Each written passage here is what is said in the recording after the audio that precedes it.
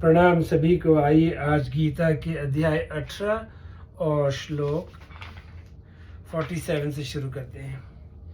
संबंध स्वभावज मतलब सहज कर्मों को निष्काम भाव पूर्वक और पूजा बुद्धि से करते हुए उसमें कोई कमी रह भी जाए तो भी उसमें साधक को हताश नहीं होना चाहिए। इसको आगे के 2 श्लोकों में बताते हैं। श्रेयान् स्वधर्मो विगुण परधर्मात् स्वनुष्ठितात् स्वभावनियंत कर्म कुर्वन्ना प्रोति किलिबिषम मतलब अच्छी तरह से अनुष्ठान किए हुए परधर्म से गुण रहित अपना धर्म श्रेष्ठ है। कारण कि स्वभाव से नियत किए हुए स्वधर्म रूप कर्म को करता हुआ मनुष्य पाप को प्राप्त नहीं होता। व्याख्या श्रेयान् स्वधर्मो विगुण परधर्मात् स्वनुष्ठितात्। यह स्वधर्म शब्द से वर्ण धर्म ही मुख्यता से लिया गया है।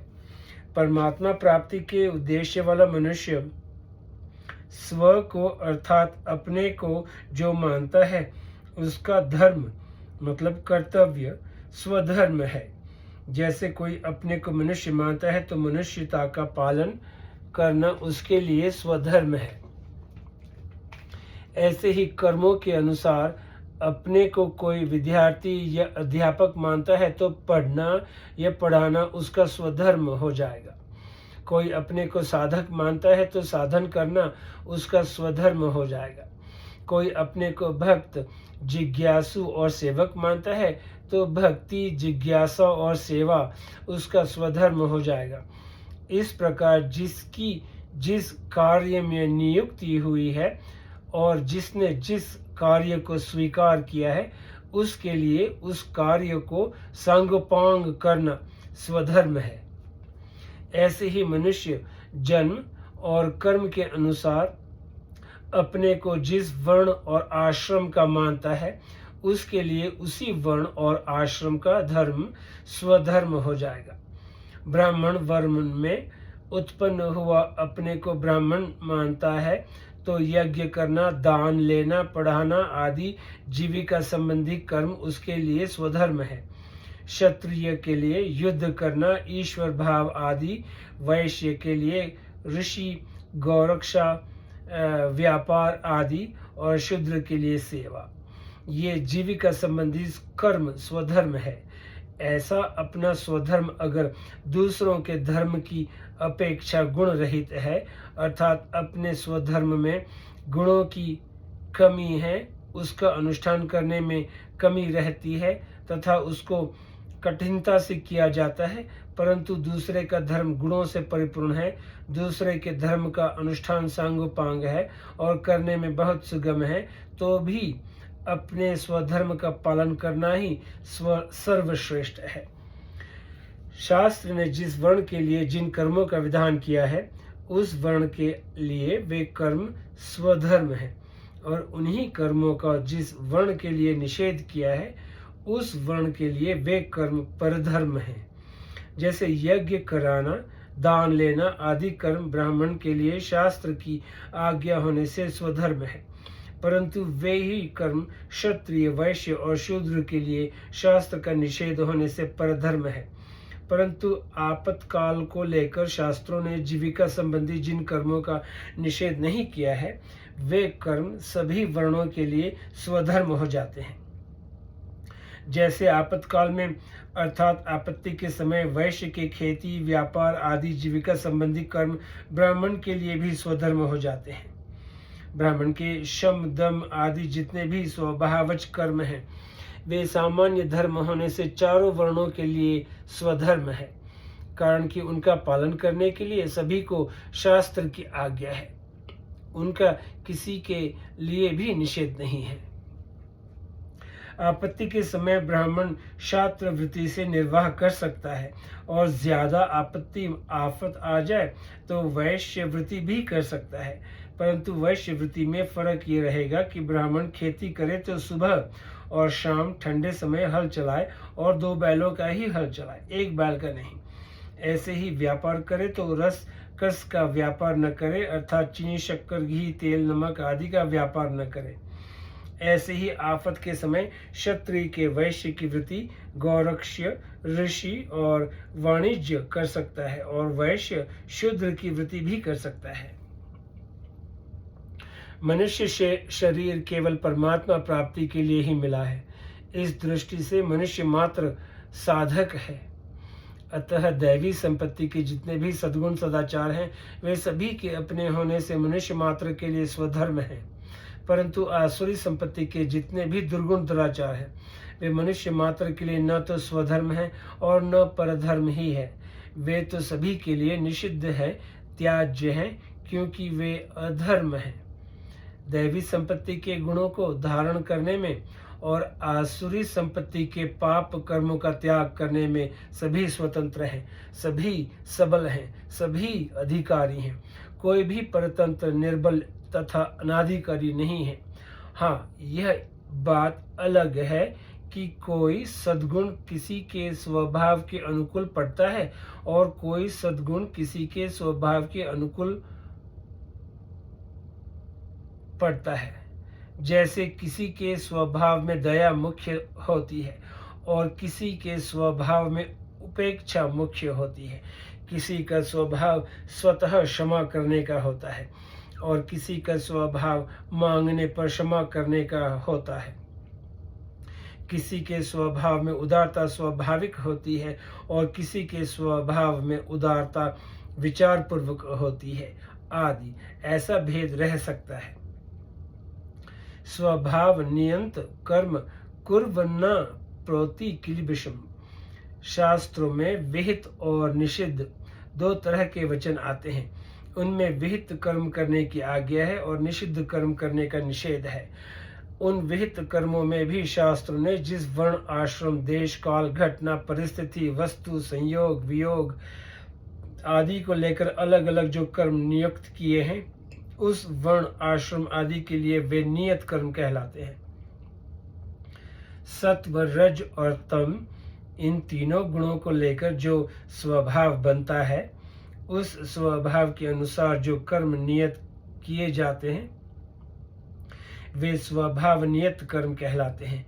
उन्हीं को स्वभाव प्रभव, स्वभावज, स्वधर्म, स्वकर्म और सहज कर्म कहा है। तात्पर्य यह है कि जिस वर्ण जाति में जन्म लेने से पहले इस जीव के जैसे गुण और कर्म रहे हैं, उन्हीं गुणों और कर्मों के अनुसार उस वर्ण में उसका जन्म हुआ है। कर्म तो करने पर समाप्त हो जाते हैं, पर गुण रूप से उनके संस्कार रहते हैं। जन्म होने पर उन गुणों के अनुसार ही उसमें गुण और पालनीय आचरण स्वाभाविक ही उत्पन्न होते हैं। अर्थात उनको न तो कहीं से लाना पड़ता है और न उनके लिए परिश्रम ही करना पड़ता है। इसीलिए उनको स्वभावज और स्वभावनियत कहा है। यद्यपि सर्वारंभा ही दोषेण धूमेनाग्निरिवावृता। गीता के अनुसार कर्म मात्र में दोष आता ही है, तथापि स्वभाव के अनुसार शास्त्र ने जिस वर्ण के लिए जिन कर्मों की आज्ञा दी है, उन कर्मों को अपने स्वार्थ और अभिमान का त्याग करके केवल दूसरों के हित की दृष्टि से किया जाए, तो उस वर्ण के व्यक्ति को उन कर्मों का दोष मतलब पाप नहीं लगता। ऐसे ही जो केवल शरीर निर्वाह के लिए कर्म करता है, उसको भी पाप नहीं लगता। शारीरं केवलं कर्म कुर्वन्ना प्रोति किलिबिषम। गीता। विशेष बात यह एक बड़ी भारी शंका पैदा होती है कि एक आदमी कसाई के घर पैदा होता है तो उसके लिए कसाई का कर्म सहज है, स्वाभाविक है। स्वभाव नियत कर्म करता हुआ मनुष्य पाप को प्राप्त नहीं होता, तो क्या कसाई के कर्म का त्याग नहीं करना चाहिए? अगर उसको कसाई के कर्म का त्याग नहीं करना चाहिए तो फिर निषिद्ध आचरण कैसे छूटेगा, कल्याण कैसे होगा? इसका समाधान है कि स्वभावनियत कर्म वह होता है जो विहित हो, किसी रीति से निषिद्ध नहीं हो, अर्थात उससे किसी का भी अहित न होता हो। जो कर्म किसी के लिए भी अहितकारक होते हैं वे सहज कर्म नहीं लिए जाते हैं। वे कर्म आसक्ति कामना के कारण पैदा होते हैं। निषिद्ध कर्म चाहे इस जन्म में बना हो चाहे पूर्व जन्म में बना हो, वह है वो दोषी वाला ही।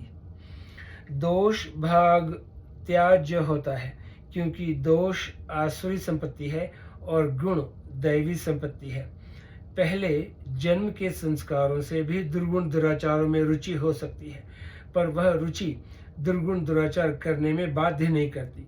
विवेक, सद्विचार, सत्संग, शास्त्र आदि के द्वारा उस रुचि को मिटाया जा सकता है। युक्ति से भी देखा जाए तो कोई भी प्राणी अपना अहित नहीं चाहता, अपनी हत्या नहीं चाहता, अतः किसी का अहित करने का, हत्या करने का अधिकार किसी को भी नहीं है। मनुष्य अपने लिए अच्छा काम चाहता है तो उसे दूसरों के लिए भी अच्छा काम करना चाहिए।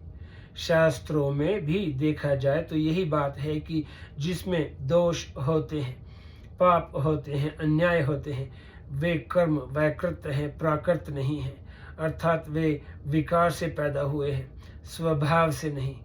तीसरे अध्याय में अर्जुन ने पूछा कि मनुष्य न चाहता हुआ भी किससे प्रेरित होकर पाप कर्म करता है? तो भगवान ने कहा कि कामना के वश में होकर ही मनुष्य पाप करता है।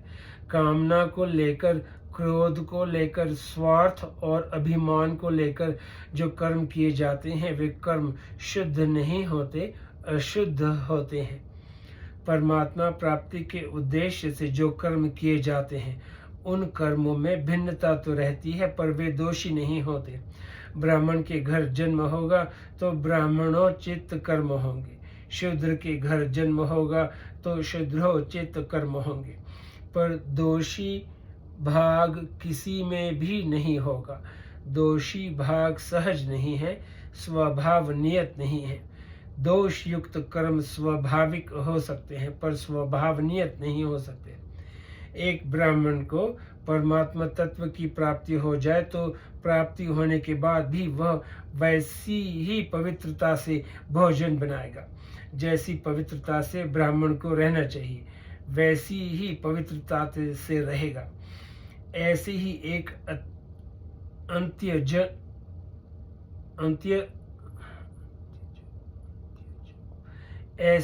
एक अंत्यज को परमात्मा की प्राप्ति हो जाए तो वह जूठन भी खा लेगा, जैसे पहले रहता था वैसे ही रहेगा।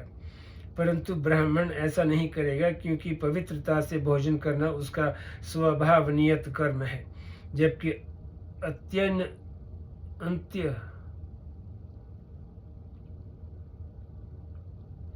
अंत्यज के लिए झूठन खाना दोषी नहीं बताया गया है। इसीलिए सिद्ध महापुरुषों में एक एक से विचित्र कर्म होते हैं पर वे दोषी नहीं होते। उनका स्वभाव राग द्वेष से रहित होने के कारण शुद्ध होता है। पहले किसी पाप कर्म से कसाई के घर जन्म हो गया तो वह जन्म पाप का फल भोगने के लिए हुआ है, पाप करने के लिए नहीं। पाप का फल जाति, आयु और भोग बताया गया है, नया कर्म नहीं बताया गया। सती मूले तद्वी पाको जात्यायुर्भोगा योग दर्शन। कर्म करने में वह स्वतंत्र है। यदि उसका चित्त शुद्ध हो जाए तो वह कसाई आदि का कर्म कर नहीं सकेगा। एक संत से किसी ने कहा कि अगर कोई अपना धर्म पशुओं को मारना ही मानता है तो वह क्या करे? तो उन संत ने बड़ी दृढ़ता से कहा कि यदि वह अपने धर्म के अनुसार ही लगातार 3 वर्ष तक पवित्रता पूर्वक भगवान के नाम का, अपने इष्ट के नाम का जप करे तो फिर वह मार नहीं सकेगा। कारण कि उसका पूर्व जन्म का अथवा यहाँ का जो स्वभाव पड़ा हुआ है वह स्वभाव दोषी है। यदि सच्चे हृदय से ठीक परमात्मा तत्व की प्राप्ति चाहेगा तो वह कसाई का काम नहीं कर सकेगा। उससे अपने आप ग्लानि होगी, उपरति होगी, बिना कहे सुने उसमें सद्गुण स्वाभाविक आएंगे। रामचरितमानस में शबरी के प्रसंग में आता है, भगवान राम ने शबरी से कहा, नवधा भगति कहूँ तो ही पाही, सावधान सुनु धरु मन माही। फिर 9 प्रकार की भक्ति कहकर अंत में भगवान ने कहा, सकल प्रकार भक्ति दृढ़ तोरे। तात्पर्य यह है कि भक्ति 9 प्रकार की होती है। इसका शबरी को पता ही नहीं है, परंतु शबरी में सब प्रकार की भक्ति स्वाभाविक ही थी। सत्संग, भजन, ध्यान आदि करने से जिन गुणों का हमें ज्ञान नहीं है वे गुण भी आ जाते हैं, जो केवल दूसरों के सुनाने के लिए याद करते हैं।